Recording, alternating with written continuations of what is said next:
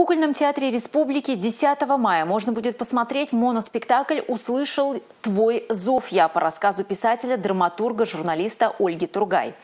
Представление создано в рамках проекта «Цифровой театр кукол» от моноспектакля до иммерсивного действия, где предполагается создание цикла спектаклей с использованием цифровых технологий и произведений искусства выдающихся земляков. За основу берутся пьесы современных чувашских драматургов, которые получили грант главы Чувашской республики.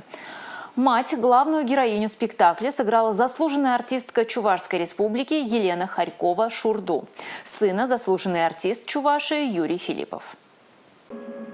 Вера, надежда и любовь живут в сердце каждой матери и помогают переживать трудные моменты жизни. По сюжету спектакля мать хоронит сына, которого привезли в цинковом гробу. Боль и переживания главной героини зрители пропускают через себя. Главная мысль то, что боль матери показать.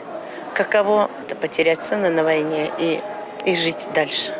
Ждать новую встречу, но уже не на земле, а в вечности. Верить в лучшее и не опускать руки. Передать всю философию произведения через одного героя задача непростая. Осложняется она тем, что с развитием событий появляется все больше мнений и размышлений. Когда ставишь спектакль, всегда волнуют какие-то вопросы в жизни. И исходя из этого выбираешь всегда тот материал, который волнует. Я думаю, что каждый зритель, который придет в этот зал, найдет свое видение этого спектакля. Подготовка спектакля от прочтения текста до постановки на сцене длилась около года. На премьерный показ приехали гости из других регионов.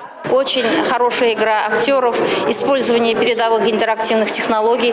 Очень здорово, очень сильный, это спектакль сильный, который никого не оставил равнодушным. Увидеть монодраму «Услышал твой зов я» на сцене кукольного театра можно будет 10 мая. Алексей Иванов, Республика.